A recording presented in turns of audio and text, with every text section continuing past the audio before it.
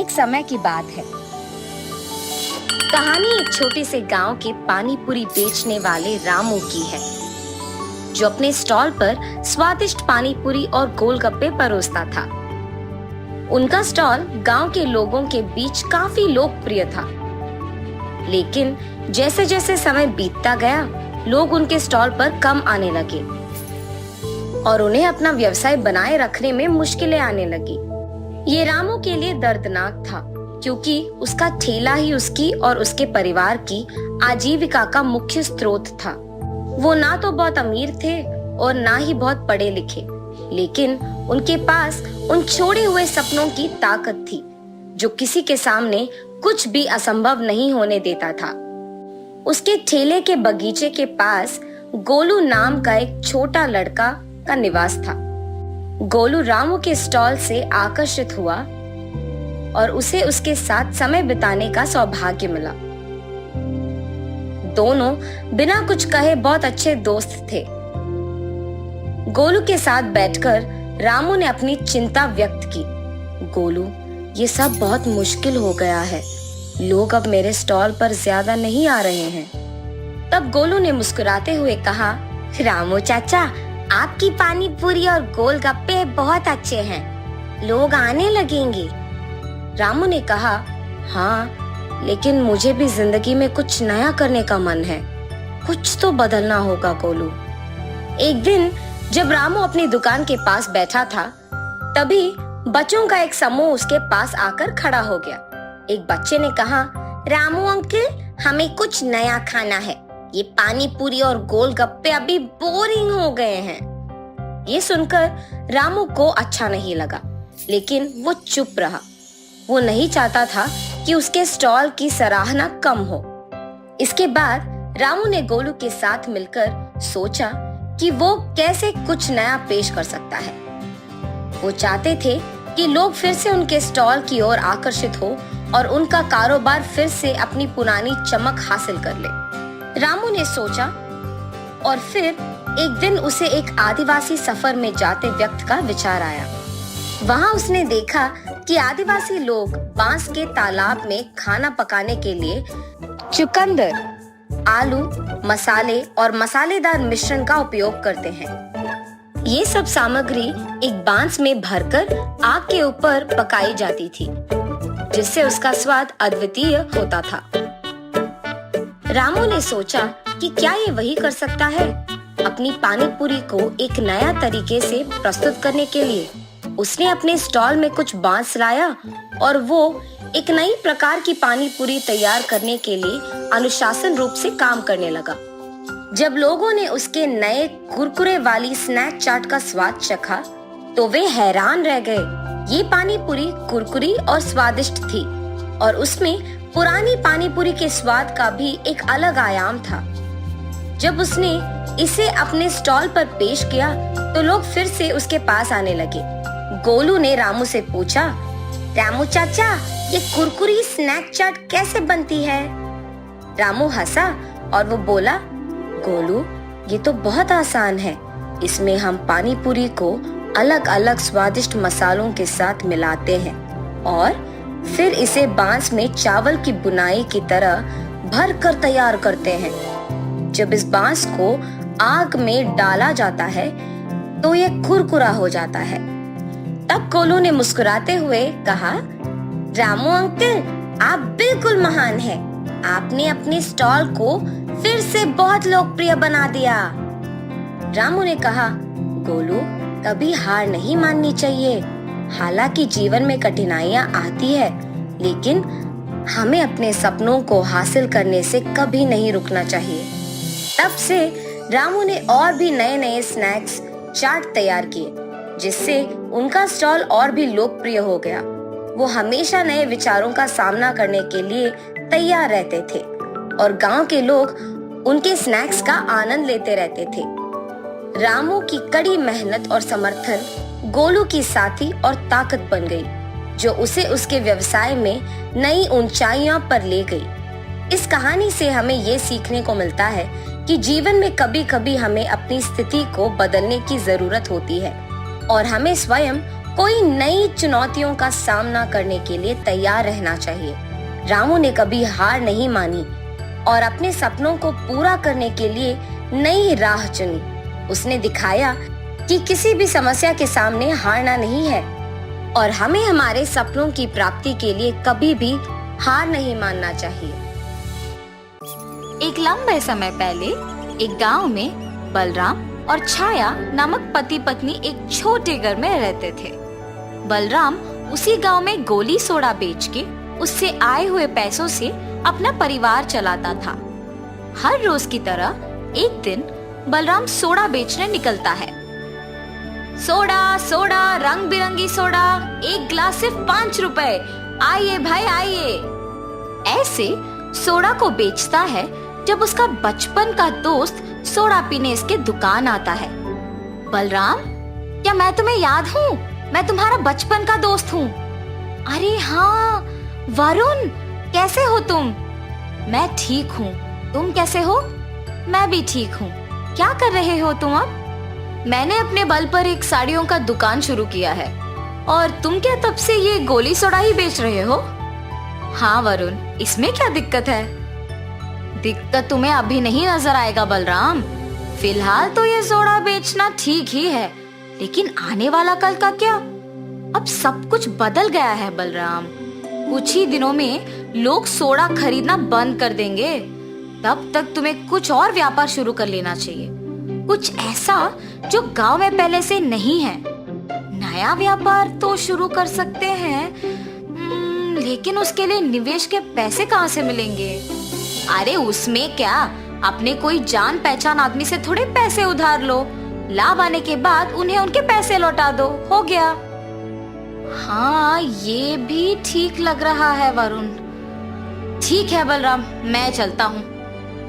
ऐसे कह के वरुण वहाँ से चला जाता है। बलराम वो पूरा दिन अपने दोस्त के कहे बातों के बारे में सोचते रहता है। मेरे दोस्त ने जो कहा वो ठीक ही कहा। अगर मैं भी उसकी तरह नया दुकान पहले ही शुरू कर देता तो आज का दिन ही अलग होता। ऐसे सोचते हुए अपने आप को अपनी पत्नी के साथ एक बड़े बंगले में रहते हुए कल्पित करता है। मुझे मेरे सपने को सच बनाना होगा। मुझे तुरंत ये बात मेरी पत्नी को कहना चाहिए और फिर जल्दी से दुकान भी शुरू कर देना चाहिए। छाया, छाया जी आ रही हूँ। छाया, तुमसे एक बात कहनी थी। हाँ जी बोलिए ना। मेरे जान पहचान के कुछ लोगों से कुछ पैसे उधार लूंगा और अपने ही गांव में एक दुकान स्थापित करने की सोच रहा हूँ। बहुत सालों से करते हुए व्यापार को छोड़ के अचानक नया व्यापार क्यों जी? और अगर उसमें नुकसान हुआ तो हम लोगों को ही तो सहना होगा। तुम ऐसे क्यों सोच रहे हो? अगर लाभ आया तो ये सोचो हम कितने अच्छे स्थान में रहेंगे। ऐसे कह के अपने एक दोस्त से निवेश के लिए कुछ पैसे ले आता है। पैसे तो ले आया हूँ, अब मुझे कौन सा व्यापार करना है? कौन सा दुकान गांव में पहले से ही नहीं है? ऐसे सोचता है। हाँ, मिठाई का दुकान नहीं है गांव में। मेरे पास के पैसों के साथ मुझे एक मिठाई का दुकान शुरू करना चाहिए। ये फैसला करके लाए हुए सारे पैसों से एक मिठाई का दुकान शुरू करता है। उस गांव में पहली बार एक मिठाई का दुकान शुरू करने पर सारे लोग वहां आके मिठाई खरीदते हैं। उससे बलराम का व्यापार अच्छा चलने लगता है। एक दिन बलराम की दुकान में एक पहचान का आदमी आता है। अरे बलराम, कैसे हो तुम? मैं ठीक हूँ, तुम कैसे हो? मैं ठीक हूँ। मुझे 2 केजी लड्डू चाहिए, लेकिन अब मेरे पास पैसे नहीं हैं। कल दे दूंगा। अरे इसमें क्या है, जरूर, मैं तुम्हें बहुत दिनों से जानता हूँ ना। कल दे दो पैसे मुझे। ये लो मिठाई लेके जाओ। ऐसे ही 1-2 को नहीं बल्कि उसके पहचान के बहुत लोगों को ऐसे ही मिठाई तुरंत देके पैसे कल देने कहता था। लेकिन कुछ ही दिनों में जिन लोगों को उधार देता है वो पैसे नहीं देते हैं। उनके घर जाके पूछने पर भी वो मना कर देते हैं। इससे बलराम के व्यापार में नुकसान आता है और दुकान को बंद करना पड़ता है। दुकान के बंद होने पर बलराम बहुत दुखी होता है। कुछ काम नहीं करता है और घर पे ही रहता है। लेकिन कुछ दिन बाद जिन लोगों से उसने व्यापार शुरू करने के लिए पैसे लिए, वो उसके घर जाके पैसे मांगते हैं। इससे उसे पता नहीं चलता है कि वो क्या करे। क्यों दुखी है जी? आपके दुखी होने से कुछ नहीं बदलेगा। जो हो गया सो हो गया। ऐसे सोचिए कि भले के लिए ही हुआ है। बाकी लोगों के बातों पे ज्यादा ध्यान मत दीजिए और हमेशा की तरह अपना व्यापार कीजिए। ऐसे ही हम निवेश के पैसे उनको लौटा पाएंगे। मुझे अपने दोस्त की बातें बिना सोचे समझे नहीं मानना था, इसीलिए इतना नुकसान हुआ जो मुझे अब सहना पड़ रहा है। कम से कम अब से तुमने जैसे कहा वैसे ही करूंगा। ध्यान से अपना व्यापार करूंगा। ऐसे अपने किए हुए गलती का एहसास होता है बलराम को और वो हमेशा की तरह गोली सोडा का व्यापार करने लगता है। ऐसे सोडा बेच के पैसे जमा करके उधार के पैसे चुका देता है। तब से बलराम किसी और के बातों को नहीं सुनता था। दिन में सपने नहीं देख के अपना काम ढंग से करने लगा और खुशी से वो और उसकी पत्नी जीने लगे। तो इस कहानी का नैतिक क्या है? किसी और के जीवन को अपने से तुलना अच्छी नहीं है। उससे सिर्फ दुख ही मिलता है। जितना है उतने में खुश रहना सीखो। विष्णुपुर नामक एक गांव में वीरेश और गृहा नामक दो अच्छे दोस्त अपने परिवार के साथ रहते थे। दोनों बचपन से बहुत अच्छे दोस्त होने के नाते उनके दोस्ती के भरोसे पे एक लस्सी का व्यापार शुरू करके उसे चलाते हैं। हर रोज वीरेश और गृहन दोनों साथ में उनके लस्सी के दुकान को जाते थे और आते ही दुकान को साफ करके भगवान की पूजा करके लस्सी बनाना शुरू कर देते थे। इनके लस्सी के तैयारी के लिए हर रोज शाम को लीलावती नामक एक बूढ़ी औरत इन्हें दही देने दुकान आया करती थी। और बेटा, व्यापार कैसे चल रहा है? बहुत अच्छा चल रहा है दादी। आपकी इतनी उम्र आने के बाद भी इतना काम करने की क्या जरूरत है दादी? मेरी तो सिर्फ उम्र बढ़ रही है बेटा, शरीर का ताकत तो अब भी जवान है। ऐसे ही दही देने आके उनके साथ थोड़ा बातचीत करके हंस के चली जाती थी। गृहन और वीरेश को भी उनके बारे में अच्छे विचार थे। एक दिन जब लीलावती हर रोज की तरह दुकान को दही देने आई तो उसने देखा कि वहाँ वीरेश नहीं था। समय देख के, बेटा गृहन, लगता है वीरेश दुकान में नहीं है। जी दादी, नहीं है। क्यों, क्या बात है? इस वीरेश के साथ काम करके क्या ही कमा लोगे तुम? मैं जब भी देखती हूँ सिर्फ तुम सारे काम करते हो और वो वीरेश तो सिर्फ तुम्हें लस्सी के मटके देते रहता है। ज्यादा काम करने वाले को ही ज्यादा लाभ मिलना चाहिए। ये बात मैं तुम्हें बहुत दिनों से बताने की सोच रही थी। नहीं दादी, आपको जरूर कुछ गलतफहमी हो गई है। मुझे तो वीरेश ने ही लस्सी बनाना सिखाया। उसके काम ना करने का सवाल ही नहीं उठता। आप दुकान आते तो हैं पर 10 मिनट से ज्यादा कभी नहीं रहती है, इसीलिए आप वीरेश के वास्तविकता से अनजान हैं। ठीक है, तुम्हारी मर्जी बेटा। मुझे जो कहना था मैंने कह दिया। चलो अब मैं निकलती हूँ। और जाते वक्त मन ही मन पछताती है कि उसे ये सब गृहन से कहना ही नहीं था। अगले दिन जब दही देने वापस उनके दुकान जाती है तो गृहन के ना होने का मौका देख वीरेश को भी वही बताती है जो पिछले दिन गृहन को बताया था।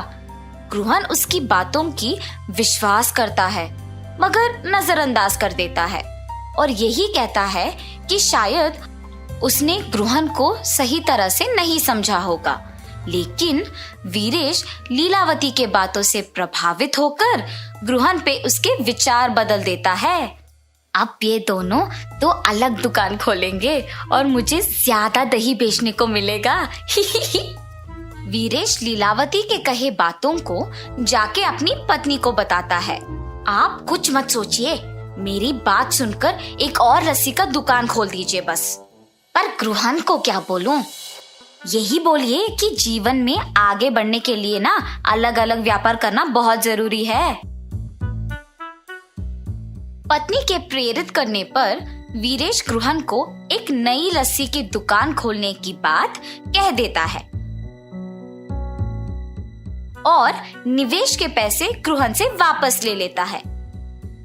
वीरेश के काम में और निर्णय में रुकावट ना बने, इसीलिए गृहन उसे कुछ नहीं कह पाता और वीरेश के दूर होने पर बहुत दुख होता है।